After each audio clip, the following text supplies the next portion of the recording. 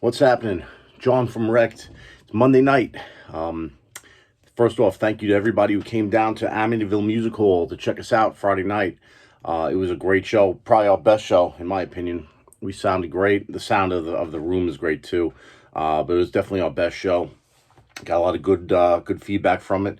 And again, thank you to everybody who came down. Our next gig is September 2nd. It's a Thursday night in Manhattan, Lower East Side, a little club called Berlin.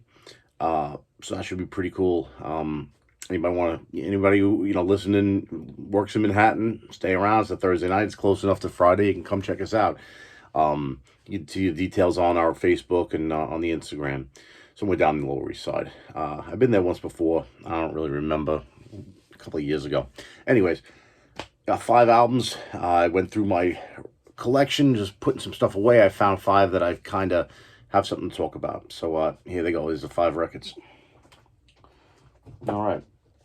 This is one of my favorite bands, newer, but not newer, but recent bands. This is Against Me, White Crosses. This came out at a time where I was going through a lot of stuff, but I always loved Against Me. Since I heard the Thrash Unreal album, this was the one that came afterwards, and I couldn't believe it. Every song was just so good, and I saw them live at the Crazy Donkey in Farmingdale in support of this album, and it was a great show. Went down in history as one of my favorite shows. This is a solid record. Got White Crosses on it. I was a teenage anarchist because of the shame, suffocation, high pressure low, Spanish Moss, rapid decompression, Lehigh Acres, one by one, bit of divisions. I mean, every song is good. This edition is called White Crosses, Black Crosses, and it has the White Crosses album, and Black Crosses is, I think, different versions of these songs. But again, this is my favorite lineup of these guys. Laura Jane Grace, back then Tom Gable, James Bowman on the guitar, he's still in the band. Andrew Seward on the bass, I think he might be back in the band. And this is George Rebello on the drums. Also, Warren Oakes played drums on some of these as well. Warren Oakes was my favorite drummer of that band. But he left to, I think he opened up a restaurant or something like that. This is the last one that I think the last one or the second last that they produced with Butch Vig. But again, this is a great record, one of my favorites. They never put out a bad record Against Me. All their stuff is great, and I'm looking forward to seeing them, in the future, see what they come up with. Because again, punk, anarcho punk, folk punk, really it's tough to categorize it, but in my eyes, they're a punk band, and what we do at Rex, I kind of draw a little bit from these guys, because it's a fresh sound. It's not a dated sound. It's a good working class album. All right. Next, this is one of my favorite proto black metal albums. If you want to call it that, is Celtic Frost, to Megatherion. If you don't know Celtic Frost, I mean, it's one of those things that if you don't know them, you don't know them. They were probably, early '80s. They came out with a bunch of burners, and laid the groundwork for black metal, for death metal. Matter of fact, my favorite my song on this record is "Circle of the Tyrants," which Obituary covered. But this one, again, they have a bunch of them before this. Emperor's Return. I forget the other ones. Morbid Tales was another good one. But this one, what's another one? The Usurper. That's another great record. And if you listen to anything current, when it comes to metal, everybody nods to Celtic Frost. I mean, from Phil Anselmo to to Mayhem to Dark Throne to again, guys, Obituary. Everybody loved Celtic. I love Celtic Frost. This is my favorite record from them, and I have most of them. This is an original vinyl, believe it or not. I bought this at I think Mr. Cheapo's out in Comac. They had all of them, so I bought all of them. I forget what year this came out though, in 1985. So yeah, I've been listening to this one. It goes for a bit of money on eBay last time I checked, but again, I don't think it's in great shape, but it's a player. So I play it. I love it. Celtic Frost.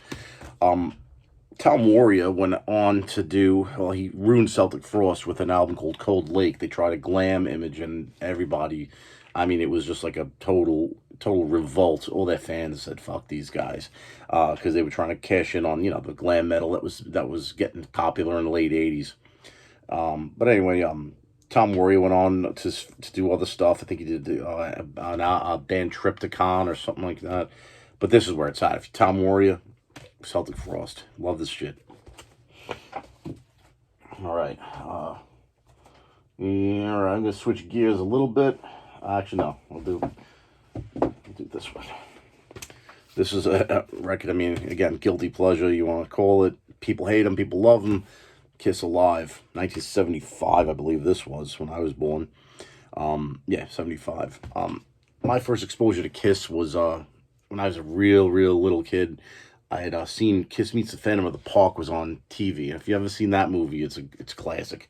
You know, they were involved in everything Kiss, from from lunchboxes to T-shirts, obviously T-shirts, to toys, all pinball machine. They were one of those, the first band that I know of that really did took over the marketing aspect of playing in the band, and they did it just full throttle. And so they had this movie Kiss Meets the Phantom of the Park, which I remember seeing as a kid, and I don't remember, at the time it was very early, in my memory. I might have been three. I just remember Kiss, and I remember a Ferris wheel. That's all I remembered. And then years later, when I was working with a guy who was a huge Kiss fan, and I said, yeah, I think I saw a concert from them on TV once. And he knew all their releases. He goes, nah, they never did that. I'm like, no, seriously, I did. I'm like, they played like a carnival. He goes, no, you're thinking of Kids Meets the Phantom of the Park. I'm like, oh, shit, all right. But anyway, that was later in life. That was when I was a teenager. But when I was a little kid, my mom, we went to, I think it was, I mean, dating myself now, a department store called Maze. It was in Levittown. It became the Tri-County Flea Market. But it was like a Kohl's, I guess you want to call it. But they sold toys and shit. And I bought a sort of Gene Simmons doll. And I was like, wow, man, this stuff, he looks evil, he looks crazy. I'm like, I gotta have this. And I used to play with that thing. My sister would play with her Barbies, and I'd come with Gene Simmons and, and wreck the place. But I didn't know they had music until I got, the first real exposure to their music was probably Lick It Up, 83. But then I'm like, I know Kiss. I know they used to have makeup. So I, was reading about them. And so, Alive is their best album. And it is their best album. I mean, it's got Deuce, Strutter, Got to Choose, Hotter Than Hell, Firehouse, Nothing to Lose, Come On and Love Me, Parasite, She, Watching You, 100,000 Years, Black Diamond, Rock Bottom, Cold Gin, Rock and Roll All Night, and Let Me Go Rock and Roll. I mean, again, I put this on. I know every song lyric. I know every guitar solo. I could, it's one of those things. You grew up with, and it's great. I mean, they're a joke. I mean, you could say that, but I mean, they made millions. They made, broke records. I mean, it was Kiss. They were great. The original lineup, Ace Frehley, Peter Criss, Gene Simmons, and Paul Stanley. I mean, Peter Criss and Ace Frehley were fired, and rehired, and couldn't get that shit together. But they, New York band again. I'll always support. And I have, a couple of their studio albums, which aren't great. I mean, the songs, the album cuts aren't great, but I mean, this stuff is great. You'll know every song, and it's a really good listen. I mean, and for glam rock, for rock and roll, you can't get better than Kiss Alive. All right, so I'm gonna have to switch gears a bit. I found this. Now, this is a band that I knew of again when I was a teenager, but they weren't heavy at all. They weren't even close to heavy, so I didn't listen to them. I got into them later years. I worked with a dude at this warehouse, and all he listened to was this band because he was on heroin, but that came out later. But anyways, that's not neither here nor there. I don't say his name anyway, so no one knows who I'm talking about. But he used to love this shit, and I got into it too. It's here you go. This is Mazzy Star. So Tonight That I Might See. This is their second full length, which is I think it was their breakthrough. It has Fade Into You on it. You know that one. Bells Ring, Mary of Silence, Five String Serenade is my favorite off this. Wasted Into Dust, She's My Baby. They're all good. It's very mellow music, very moody, very reverby. If you listen to Mazzy Star, you'll hear Lana Del Rey. That's why I draw that parallel. The voice is very smooth, it's very breathy, it's very out there. It's sort of above the music. The guitar player he just died, David Roback. And this came out in '93. He died like last year or the year before, and it's unfortunate because he wrote all the songs, and him and Hope Sandoval really had a great sound. I mean, they have the one before this was She Hangs Brightly. That's a sick album. After this was Among My Swan, which was another great record. And then they took like 20 years off and they started making new stuff. I don't know. New stuff wasn't great though. This stuff's great though. Again, different a different speed than the stuff I'm used to. But again, you need the light and the dark. That's what I always say. I'll go from listening to Black Sabbath to Lana Del Rey. From Slayer to Mariah Carey, whatever it is. It's just that you need the light and the dark. Yeah, for me, I do. I don't know.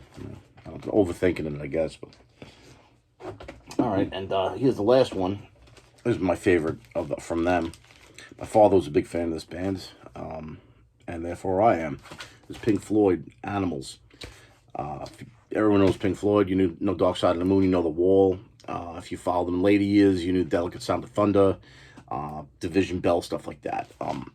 I love Pink Floyd. Again, it's a different vibe than the stuff I typically listen to.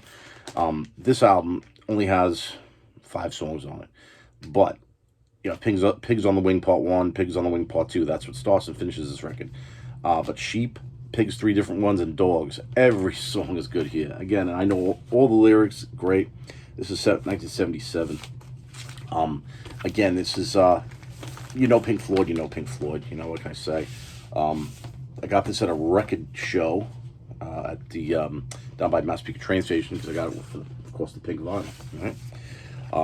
And I had an original copy of this. I don't know where it went. I had a bunch of records that didn't make it out of the various places I lived over the past bunch of years, before pre-2015. But again, I Floyd, you can't go wrong. They had such a sound. No one sounded like them before. No one sounded like them since. And this is my favorite record from them. Roger Waters wrote most of this, and I prefer... I don't know, I could say I prefer David Gilmour because he's a guitar player and I like guitar players, but both of them. I mean, it's like the sum of the parts, When they were all together, Nick Mason, Roger Waters, David Gilmour, and the other dude, whatever his name was. But when they were all together, it was Richard Wright. They had something special. And, of course, Dark Side of the Moon is a great one. Of course, The Wall's great.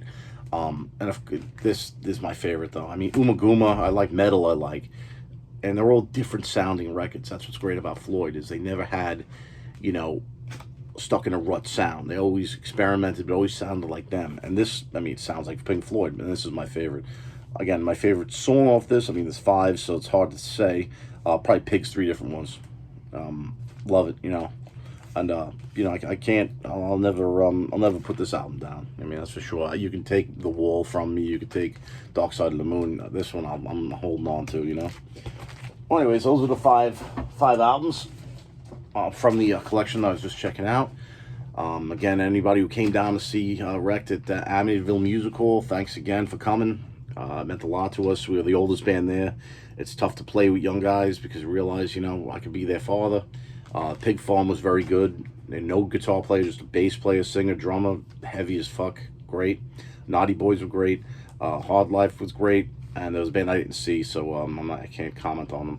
But our next show again, September 2nd, Berlin, Lower East Side.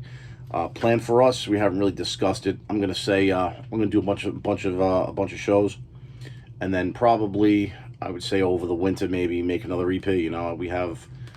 At least one song, done that we played on Friday night, and I have a couple of ideas, and I'm sure the guys have ideas. So I'd say in the winter we might just try to concentrate on, maybe writing some new songs, get another EP out because they seem to go pretty quickly for us now, and I think we got it figured out. So thank you for watching the video.